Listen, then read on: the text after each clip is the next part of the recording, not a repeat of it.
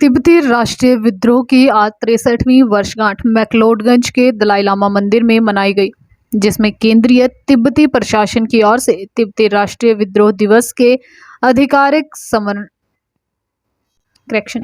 स्मरणोत्सव का आयोजन संसदीय प्रतिनिधि मंडलों की उपस्थिति में थेक्चेन चोयेलिंग सुंगलक खांग मैक्लोडगंज में हुआ। चेक संसदीय प्रतिनिधिमंडल सीनेट के उपाध्यक्ष जीरी ओबरफल्स चेक का और भारतीय प्रतिनिधिमंडल का नेतृत्व राज्यसभा सदस्य अमरिंदर धारी सिंह ने किया। निर्वासित तिब्बत सरकार के प्रधानमंत्री पेम्पा शेरिंग ने कहा कि आज तिब्बत के राष्ट्रीय विद्रोह की वर्षगांठ को मनाया जा रहा है। तिब्बत में रह रहे तिब्बतियों की चीन की दमनकारी नीतियों का सामना करना पड़ रहा और कई तरह की यातनाओं को सहना पड़ रहा है। ऐसे में अपने देश की आज़ादी की जंग में विद्रोह करते हुए कई तिब्बती चीनी सेना ने मार दिए हैं। आज उन बलिदानियों को भी तिब्बती समुदाय याद कर रहा है और तिब्बत में चीन की दमनकारी नीतियों का विद्रोह कर रहा है। Bureau report, Dharamshala.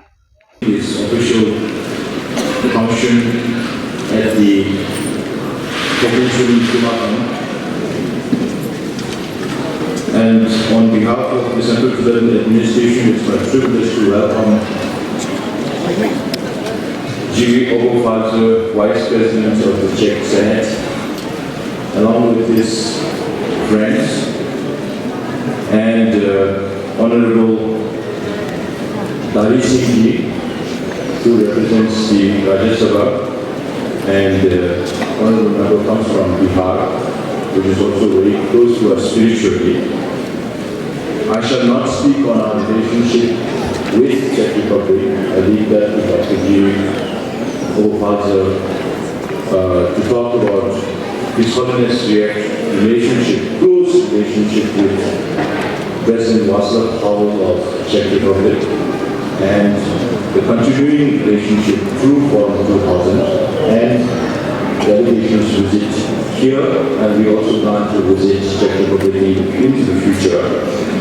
So it's a great honor for us to welcome you for participating voluntarily from your side to be part of this program. 63 years ago, this day in 1959, Tibetans in Lhasa rose in peaceful protest against the Chinese government's occupation of Tibet. Today also marks the 14th anniversary of the non-violent protest by Tibetans, which swept across Tibet from March 2008. We pay tribute to the brave men and women of Tibet who have sacrificed their lives for our spiritual and political cause, and stand in solidarity with the Tibetans who continue to suffer great suppression inside Tibet. In Tibet's long history, it attained supremacy during the reign of the three great religious kings. Even after its disintegration, Tibet's Buddhist religion enjoyed equal influence in East Asia, on par with Mongolia's military might and China's political power. Tibet shared a pre-Spetron relationship with the empires which occupied Tibet and the successive Chinese empires, enjoying mutual respect and harmony most of the time. When the Chinese communists assumed power on 1st October 1949, it announced the so-called peaceful liberation of Tibet. Soon after, in 1950, the overwhelming Chinese communist forces attacked Shambo and defeated the Tibetan army. The whole of Tibet was brought for the first time under its occupation after coercing Tibetans to sign the 17-point agreement in 1951.